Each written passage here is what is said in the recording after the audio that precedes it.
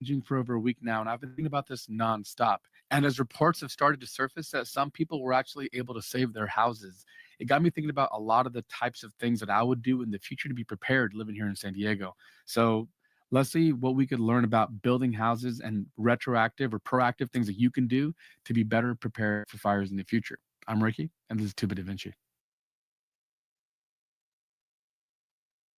So first and foremost, the heroes in the front lines are firefighters. Rest, Yeah, tell what is you, there? I've been having trouble sleeping. I've been thinking about this nonstop since this architect named Greg Chasen, who showed that some of the houses that he had designed had actually survived. This is one of his builds, and you can see that while his neighbor's house is almost entirely burned down, car caught fire, there's just destruction kind of everywhere, but this house survived. I wanted to show you kind of what we're up against. These are embers recorded on a Ring camera doorbell, and you can see the size of some of these embers. And as high, strong winds are carrying them around, this is one of the things that can spark fires in remote areas. As these embers land on something, what ignites, right? If you land on concrete like these here, they're going to sit there and slowly extinguish and not cause any further problems. But other stuff, if it lands on growth or wood or anything else that is combustible, we have ourselves a bit of a problem. Let's talk about some of the building materials at play. This actually appears to be wood. So here in the front, as a visual thing, an architectural showcase, they have used wood. But if you see, it's kind of recessed here behind all of this. And all of this is stucco. So the siding of the entire house has stucco, which is still timber framing, it's wood framing, but then it has a inch to 2 inch thick, basically concrete wall around it. And this is far more fire resilient than like wood siding would be. The next thing is actually this divide that he has. This is a cinder brick wall, and it's not even that tall, it's under 6 feet. But you can see how much heat it has taken coming off of this car, and it just stopped it right there in its tracks.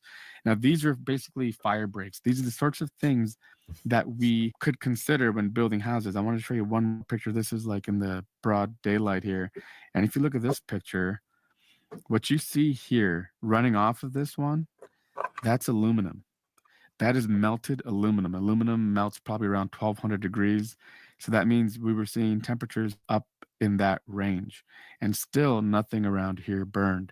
Now, one thing that some of the commenters mentioned is that this looks like wood, but it's actually a metal roofing. So it kind of mimics panels while being steel. Again, a hugely beneficial thing. If you look here, very minimal eaves. This is the problem that I have. My eaves are all 18 inches plus. These are all pretty small. Here in Southern California, we don't really have much rain, so that wasn't really much of a consideration.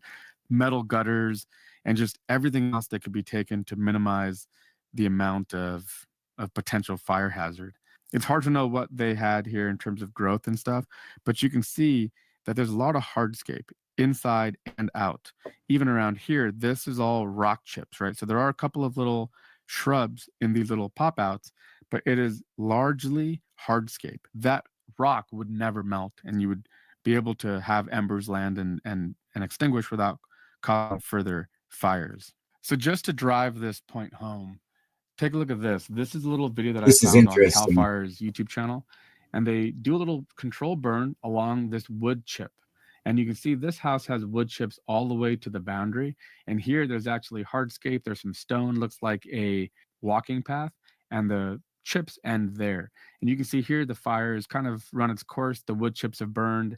But here, look at how quickly it takes on the house. There's also a wooden fence, which is completely combustible.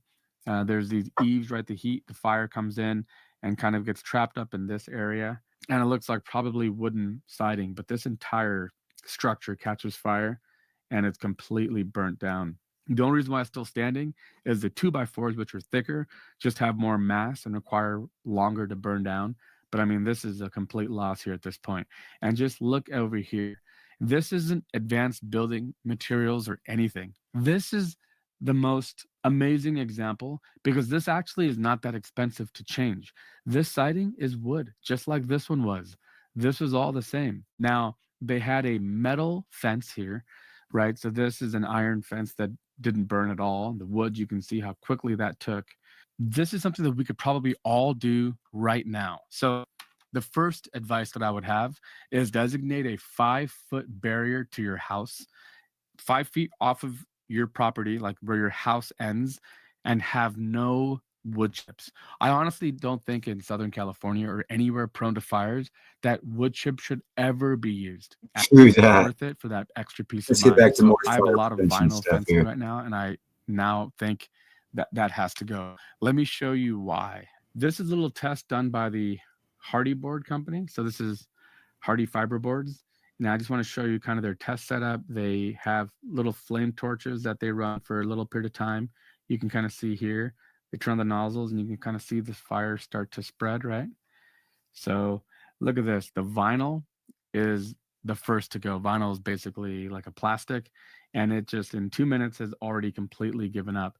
So our fence that we have now that's vinyl would be quick to just ignite. Then we have cedar, which is like a natural wood material. Again, it's already charring and burning, and it's only been 2 minutes.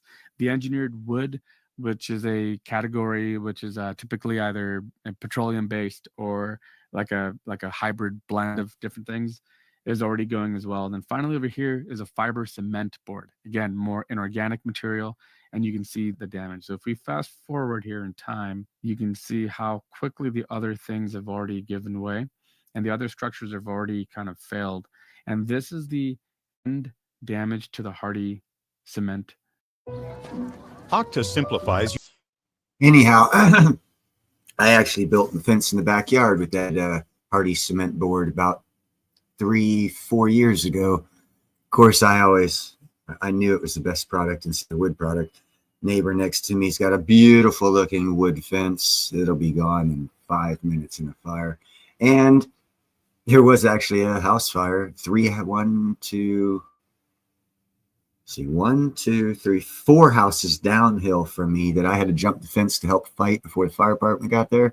And the wood fence caught on fire, and the neighbor right next to me still built a very nice and expensive wood fence where I used concrete center block for the lower 3 foot, and then I used that concrete Hardy board wrapped in 4x4, trimmed with 2x2. So my fence is going to last through a fire. And since I live in Northern California, where I just did a report, it's coming out right now on my channel, about a fire that they had yesterday in Moss Landing, which is like 3 hours south of me. That's twice as close as the LA fire. So it's a little concerning fire. So I got out today and did a little fire prevention on the weeds and the bushes and the trees around my area to where I could feel a little better if fire happens around here, helping prevent it from spreading till I get some aid, hopefully from the fire department. Totally can't count on them though. But anyhow, I wanted to keep this night short because I'm running out of time on my monthly use. And I just wanted to basically tell you guys about fire prevention and how when you buy a new house, you're buying a fire hazard, because I mean, just look at how they're built, and I don't know, try and think before you buy. Anyhow, you guys have a nice evening.